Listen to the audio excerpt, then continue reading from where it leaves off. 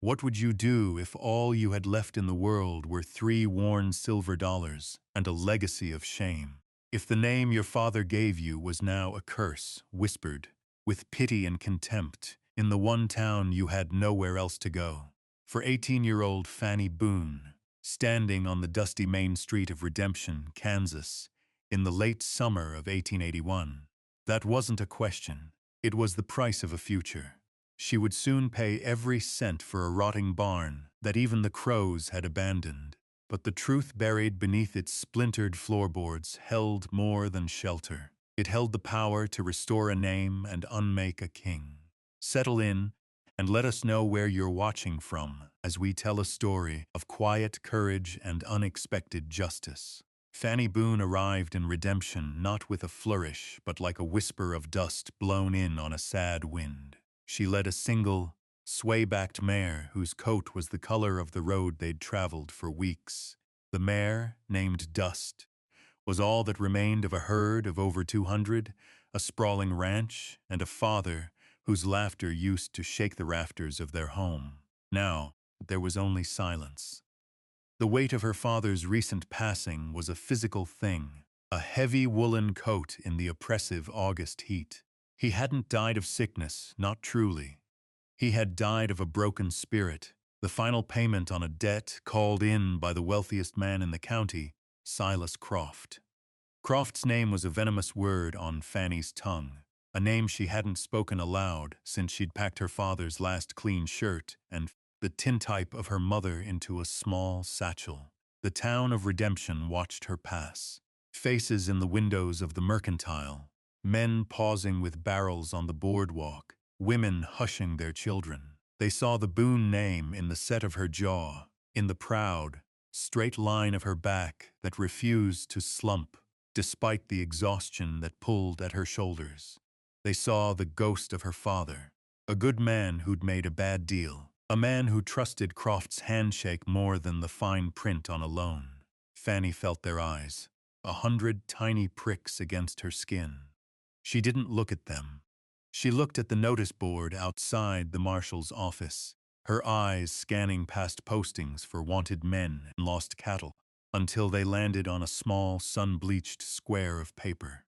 It advertised the sale of a derelict structure on the old Miller plot a mile out of town. The property was forfeit for back taxes. The structure was a barn. The price was $3. It was a sum so small it was an insult, a clear declaration of worthlessness. To Fanny, who had exactly $3 folded into a knot in her pocket, it sounded like the last door on earth. It was a place to put her head, a place to shelter Dust from the coming winter, a place to be forgotten. She straightened her shoulders and walked toward the land office, the jingle of the bell above the door sounding like a final judgment. The land office was a small, stuffy room that smelled of dry paper and stale tobacco. A thin man with spectacles perched on his nose looked up from a massive ledger. His name was Abernathy, and his gaze was professionally neutral, yet a flicker of pity crossed his face as he recognized her. "Miss Boone," he said, his voice quiet. "I've come about the Miller barn," Fanny said, her own voice startlingly rough from disuse. She placed her 3 silver dollars on the polished wood of the counter. They looked small and insufficient. Mr. Abernathy sighed, a soft exhalation of bureaucratic weariness. "Child, you don't want that place. The roof's caved in on the north side. The foundation's sinking. It's a hazard. It's worth less than the paper the deed is printed on." He pushed the coins gently back toward her. "You'd be better off using this for a week's board at the hotel." "I'll take the barn," she repeated, her voice firm. She pushed the coins back, and the deed. Her stubbornness seemed to drain the argument from him. He saw in her eyes the same unyielding pride that had led her father to his ruin. With a heavy heart, he pulled out the paperwork. The scratch of his pen was the only sound in the room. He took her money, slid the deed across the counter, and didn't meet her eyes. "It's yours," he murmured. "May God have mercy on you." As Fanny turned to leave, clutching the thin piece of paper, she heard a man at the back of the office mutter to his companion, A boon buying the miller ruin, like father, like daughter. Only a matter of time before Croft owns that too. Fanny's hand tightened on the deed until her knuckles were white. She had nothing left to lose, and that, she was beginning to understand, was its own kind of freedom. She had her horse, a single blanket, and now, a rotting monument to failure that was entirely her own. She had a place to begin. What could possibly be hidden in a place so forgotten? Was this an act of desperation, or the first step toward a justice no one saw coming? Let us know what you think in the comments below, and be sure to subscribe for the rest of the story. Because as Fanny would soon learn, some floors are meant to hold more than just weight. The walk from the land office to the edge of town was the longest of Fanny's life. The deed, folded in her palm, felt both as fragile as a dead leaf and as heavy as a gravestone. Whispers followed her like flies, buzzing just at the edge of her hearing. The townspeople saw her not as a girl buying shelter, but as the final chapter in a sad, familiar story of failure. As she passed the saloon, the swinging doors opened, spilling the scent of beer and a wave of loud laughter into the street. A large man in a tailored suit and polished boots stepped out, blocking her path. It was Silas Croft. His face was florid, his eyes small and sharp. A thick gold chain was slung across his waistcoat. He looked down at Fanny, a smirk pulling at the corner of his mouth. He'd seen her leave the land office. News traveled fast in a town this small. "Well, well, Fanny Boone," he boomed, his voice dripping with false sympathy. He gestured vaguely toward the edge of town. "I hear you've made an investment, the old Miller barn." He let out a short, barking laugh. "Fitting. Your father had a taste for worthless property, too. Thought he could turn dust into gold. Look where it got him." Fanny stood perfectly still. She looked up at his face, at the self-satisfied cruelty in his eyes, and said nothing. Her silence was a wall he couldn't seem to breach. He expected tears or anger or a shouted defense of her father's name. He got none of it. He got only the flat, steady gaze of a survivor. It unnerved him. "It'll be a cold winter in that wreck," he sneered, his tone hardening. "When you're ready to sell the land for scrap, you know where to find me." He stepped aside, dismissing her as he would a fly. Fanny walked on, her boots scuffing the dusty road. She didn't look back. The heat of his stare was on her back, but she refused to give him the satisfaction of seeing it affect her. A few doors down, sitting in a rocker on a shaded porch, was an old woman Fanny had never seen before. Her face was a roadmap of wrinkles, her eyes the pale, washed-out blue of a winter sky. As Fanny passed, the woman's rocking stilled. Her voice, when it came, was as dry and brittle as autumn leaves. "Some floors remember what the walls forget." The words were strange, nonsensical. Fanny paused for a half-step, glancing at the woman. The old woman, Elara Vance, simply nodded once, a slow, deliberate motion, and then resumed her gentle rocking. The cryptic phrase settled in Fanny's mind, a smooth, peculiar stone in the river of her thoughts. She didn't understand it, but she felt its weight. It was not a warning, precisely. It felt more like a key, though she couldn't imagine what lock it might fit. She left the last houses of redemption behind, the laughter of Silas Croft fading, the whispers of the town turning to silence, and the old woman's words echoing in her head. Ahead of her, the road stretched toward a lone, broken silhouette against the wide, indifferent sky, her barn. The late afternoon sun was low and gold, casting long, distorted shadows as Fanny and her mare, Dust, finally reached the property line. The barn was worse than Mr. Abernathy's description. It was a skeleton. The roof on the northern side had collapsed entirely, leaving a gaping wound open to the sky. Planks were missing from the walls like lost teeth, and the whole structure leaned to one side, as if exhausted by its long, losing battle with the wind and the rain. A profound wave of disappointment washed over Fanny, so sharp it almost buckled her knees. Croft's mocking laughter echoed in her ears. He was right. It was a ruin. It was worthless. Dust, her old mare, blew out a nervous breath. her ears twitching as she took in the scene of decay. Fanny reached out and ran a hand down the horse's bony neck. "It's all right, girl," she murmured, her voice a low comfort. "It's just for now."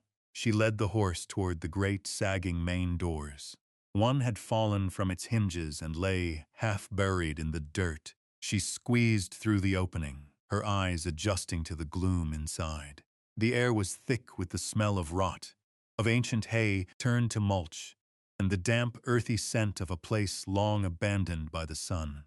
It was vast and cavernous, filled with shifting shadows, and the mournful sound of the wind whistling through the thousand gaps in its walls. Beams of fading light pierced the darkness, illuminating swirling columns of dust. Debris littered the floor, broken crates, a rusted plow blade, the skeletal remains of some small animal. For a moment, the sheer hopelessness of it all threatened to swallow her. This wasn't a shelter, it was a tomb. But then her gaze fell on the far corner, the southeastern side, where the roof was mostly intact. A small section of the ground floor was relatively dry, protected from the elements. It wasn't much, but it was a start. With the last of her energy, she cleared a small space for herself and dust, pushing aside splintered wood and heaps of sodden straw. She had no bedroll, only the one thin blanket from her satchel. She laid it on the packed earth, sharing her last piece of hardtack with the mare. As darkness fell, she lay down, pulling the thin wool up to her chin. The barn groaned around her, a symphony of creaks and sighs. It sounded like a great dying beast, and in her exhaustion, Fanny felt a strange kinship with it. They were both broken, both forgotten, both left for dead. Curled on the cold ground, listening to the lonely wind, she finally slept. The first light of morning was not a gentle dawn, but a series of sharp, white blades cutting through the cracks in the barn walls. Fanny woke stiff, cold, and achingly hungry. But the despair of the previous evening had been replaced by a grim, clear-eyed resolve. There was work to do. Survival was not a feeling. It was a series of tasks. The first task was to make this corner of the barn defensible against the wind and the coming cold. She spent the morning gathering salvageable planks from the collapsed section of the roof, her hands quickly growing raw as she pried them loose. She was surprisingly strong, her muscles conditioned by years of ranch work that hadn't prepared her for polite society, but had prepared her for this. By midday, she had managed to patch the worst of the holes in her corner, creating a small, three-walled alcove that felt marginally more secure. As she worked, her eyes kept drifting upward to the hayloft. It was a shadowy expanse, a second story of decay, suspended precariously above her head. The ladder leading up to it was missing several rungs, and the loft floor itself looked treacherous, a patchwork of darkness and rot. Part of her wanted to ignore it, to live only on the ground floor, and never tempt the unstable structure. But another, more practical part knew she couldn't. It might hold usable timber, or it might be burdened with tons of rotten hay whose weight was helping to pull the whole barn down. She had to know what was up there. After a short rest, she tested the ladder. It creaked alarmingly, but held her weight. She climbed slowly, testing each rung before trusting it.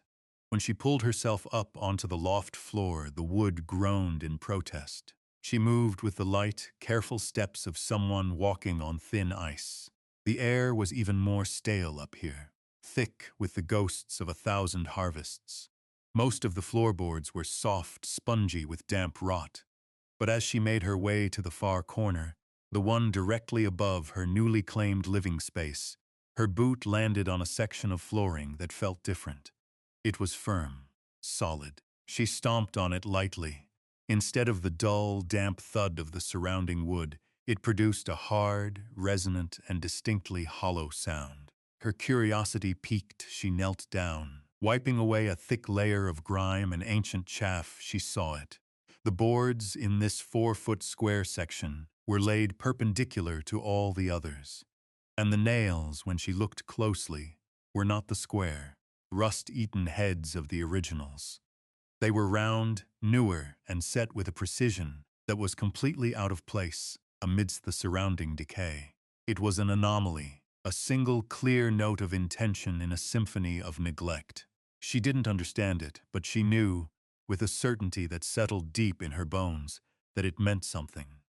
Days bled into a week. Fanny's life found a rhythm dictated by the sun and the needs of the moment. Repair, salvage, fortify. She worked from dawn until dusk, her body aching, but her mind fiercely focused. The small corner of the barn began to feel less like a ruin and more like a refuge.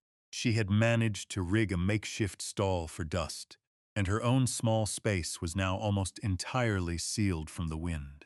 She was thin and perpetually tired, but she was surviving.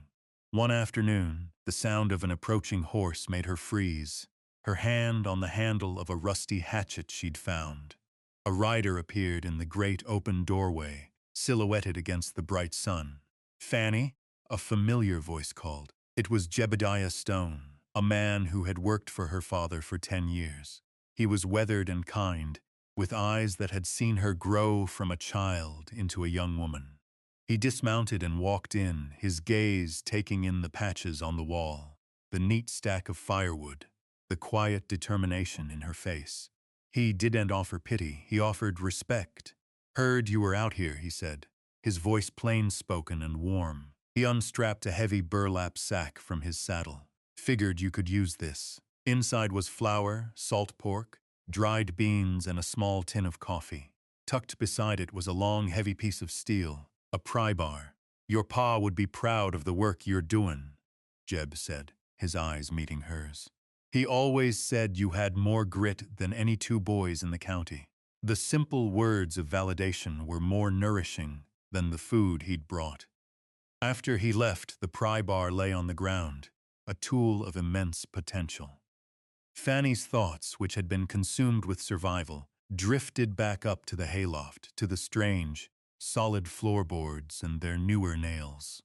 That evening, as a sliver of moon rose in the sky, she lit the lantern she'd painstakingly repaired. Dust watched from her stall, a silent, steady presence. Lantern in one hand and the heavy pry bar in the other, Fanny climbed the rickety ladder once more. The time for investigation had come. She knelt at the edge of the peculiar square of flooring. The solid thud it made when she tapped it was a question waiting for an answer. She wedged the sharp, flat end of the pry bar under the edge of the first board, right next to one of the out-of-place nails. She put her weight on it. The old wood groaned. The nail screeched in protest, a sharp metallic cry in the quiet barn. Then, with a sudden crack, the board lifted. It wasn't nailed to the joist below. It was part of a lid. The discovery sent a jolt through her, a mixture of fear and electrifying curiosity.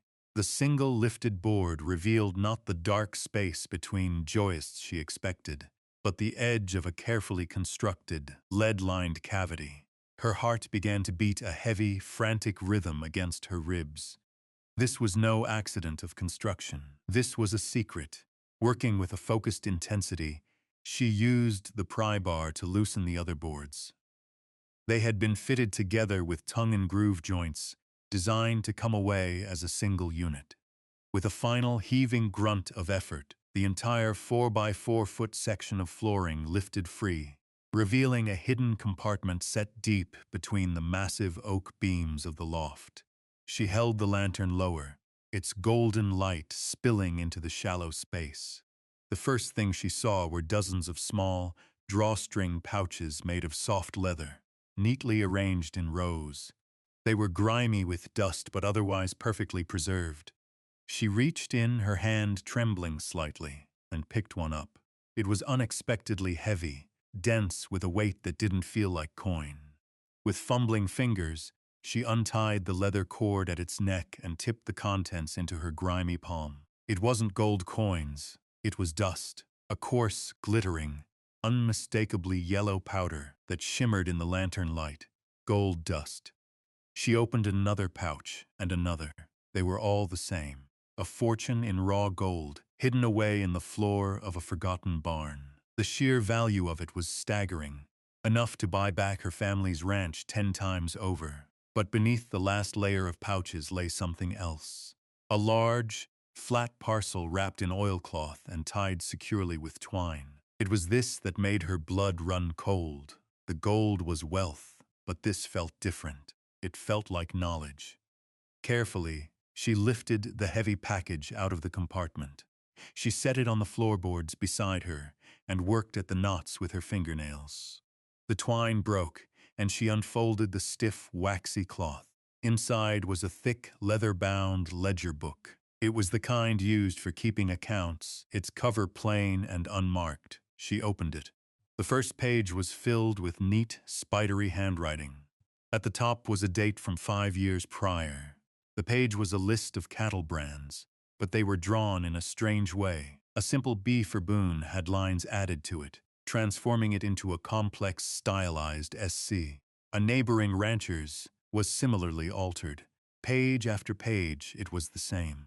A systematic record of how to alter the brands of nearly every small rancher in the county into the unmistakable mark of Silas Croft. Next to each altered brand were dates, cattle counts, and figures listed in ounces and grams. Payments. This wasn't just a book of brands. It was a rustler's ledger. It was a detailed, damning account of how Silas Croft had systematically stolen the herds of his neighbors, bleeding them dry until they were forced to default on the very loans he had so generously extended. Her father's brand was in the book, listed a dozen times. She saw the Miller brand, too, the man who had built this barn. The rustlers, paid in gold dust from this secret cache, had used this collapsing structure as their bank and their office. Croft hadn't just outmaneuvered her father in business. He had orchestrated his ruin from the shadows, a thief hiding behind a gentleman's suit. The truth was heavier than all the gold in the world. Just as the full, sickening weight of the discovery settled upon her, the wind outside changed its tune. The gentle sighing through the walls deepened into a low, menacing howl.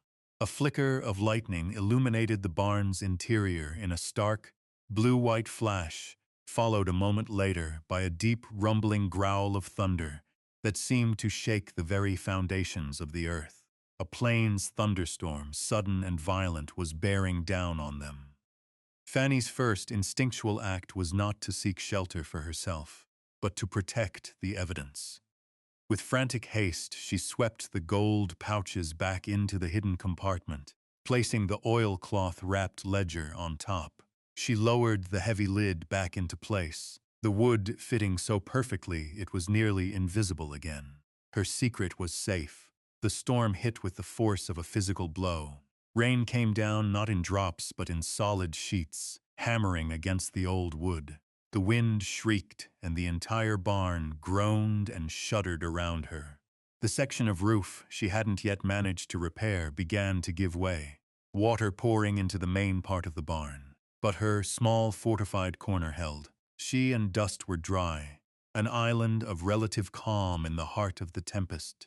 Suddenly, above the roar of the storm, she heard another sound, a human sound, a desperate cry for help, quickly snatched away by the wind. Peering through a crack in the wall, she saw it, a wagon, overturned in the mud of the track that ran past her property. One of its wheels shattered. A lantern lay flickering in the deluge nearby. Without a second thought, Fanny grabbed her own lantern and plunged out into the storm. The wind and rain tore at her, but the fire of purpose in her belly was hotter than the storm was cold. She reached the wagon to find a young woman, soaked and shivering, trying to shelter a small, crying child under the wreckage. Their horse stood nearby, hobbling, a leg clearly injured. "Come with me," Fanny yelled over the gale. She helped the woman, who introduced herself as Mary, and carried the little boy back to the barn. She led them into her small, dry corner, the only sanctuary for miles. She gave them her one blanket, stirred up the embers in the small, makeshift fire pit she'd built, and shared the last of the coffee Jeb had brought her. She then went back out into the maelstrom to tend to their injured horse, leading it into the relative shelter of the main barn. All night, As the storm raged, the three of them huddled together. Mary was terrified, but Fanny felt a strange, profound calm. She was no longer just a girl surviving. She was a woman with a purpose, protecting not only her own future, but the lives of strangers. The barn was no longer a ruin. It was an ark. The storm broke with the dawn, leaving behind a world washed clean and silent. The sky was a pale, bruised purple. As the first rays of sun touched the plains, a group of riders appeared on the horizon, moving slowly through the mud. It was a search party from Redemption, led by Mary's husband. Their relief and astonishment at finding his family safe, warm, and dry inside the infamous Miller ruin was absolute. The husband, a blacksmith named Thomas, wrung Fanny's hand. His eyes filled with a gratitude so profound it needed no words. He and the other men looked around at the patched walls, the neat stall, the evidence of hard work and ingenuity. They looked at Fanny not as the town charity case, but as something else entirely, a force to be reckoned with. The story of the rescue spread through Redemption before Fanny even set foot back in town. When she did, later that morning, the whispers that followed her were different. The pity was gone, replaced by a grudging, then growing respect. People nodded to her on the street. The woman at the mercantile gave her a small bag of apples on credit. The social weather had shifted. Fanny walked directly to the land office, the heavy ledger wrapped in its oilcloth under her arm. Mr. Abernathy looked up, surprised to see her. She said nothing, simply placed the ledger on his desk and opened it to a page bearing her father's altered brand. She then placed a single, heavy pouch of gold dust beside it. Mr. Abernathy stared at the page. He traced the lines of the altered brand with a shaking finger. He was a man of records and rules, and he understood immediately what he was seeing. He looked from the book to Fanny's steady, waiting face, and back again. The color drained from his own. This is his handwriting," he whispered, referring to Croft. He had seen it on 100 deeds and loan documents. He looked up at Fanny, his expression a mixture of shock and dawning comprehension. "All these years," he murmured. Without another word, he closed the ledger, stood up, and locked the door of his office. "Wait here, Miss Boone," he said, his voice now crisp and official. "I'm sending a wire to the U.S. Marshal in Hayes City." The arrival of the Marshal a few days later was a public spectacle. He, along with Mr. Abernathy and Fanny, walked directly to Silas Croft's sprawling office above the bank. Croft blustered and threatened, his face turning a dangerous shade of red. He denied everything, calling Fanny a liar and a thief. But when the Marshal opened the ledger, Croft fell silent. The evidence was irrefutable. His own neat handwriting, a witness against him. The book contained the names of the rustlers he'd employed. Men who, when faced with the Marshal's grim authority, quickly confessed in exchange for leniency. The town of Redemption gathered in the street, watching in stunned silence as Silas Croft, the man who had owned their town in all but name, was led away in irons. They turned as one to look at Fanny Boone, standing quietly by the Marshal's horse. The laughter was gone. The mockery was gone. In its place was a profound, silent awe. The seasons turned. Summer's oppressive heat gave way to the crisp, golden light of autumn. The change in the weather was mirrored by the change in Fanny's life and in the barn itself. The news of Croft's downfall and the restitution of stolen assets to the wronged families had made Fanny a local legend. The ranchers whose names she had cleared from the ledger came to her, one by one, not with pity, but with offers of help. The blacksmith, Thomas, whose wife and child she had saved, forged new hinges for the great doors. Other men, armed with hammers, saws, and stacks of fresh lumber, arrived to help her rebuild. What had been a community effort of scorn became a community effort of construction. They raised a new roof, solid and sound. They replaced the missing planks, milling the wood themselves. They shored up the foundation and laid a new, level floor on the ground level. The barn was transformed. It stood straight and proud against the Kansas sky. No longer a skeleton, but a handsome, sturdy structure, its new wood smelling of pine and possibility. Fanny worked alongside them every day, her hands calloused but her spirit light. The gold dust provided the means, but the labor was a gift. It was the town's apology and its thanks. One evening, as the sun set in a blaze of orange and violet, Fanny stood in the wide, open doorway of her finished barn. The interior was clean and cavernous, no longer filled with shadows but with the soft, warm light of golden hour. Dust, her mare, was now glossy and well-fed, content in a newly fenced paddock beside the barn. Jeb Stone rode up, dismounting to stand beside her. He looked at the barn, then at Fanny. Her face was still weathered, but the deep lines of grief around her eyes had softened. She looked peaceful. "You got your justice, Fanny," Jeb said quietly, "and your father's name is clean again." Fanny looked out at the vast expanse of the prairie, the grasses waving like a silent sea. She looked at the solid walls around her, at the strength of the beams above. She held up her hands, no longer the hands of a grieving daughter, but the hands of a builder. "I paid $3 for a barn, Jeb," she said, her voice soft but clear, carrying the weight of everything she had endured and overcome. "I think I built a home." She had found more than gold, more than justice. She had found her place, not by inheriting it, but by raising it from the dust with her own two hands. Thank you for joining us on this journey to the heart of the plains. It's a story that reminds us that true inheritance is the strength we find in ourselves. If you were moved by Fanny's story, please consider leaving a like and subscribing for more tales of quiet courage. We'll see you next time.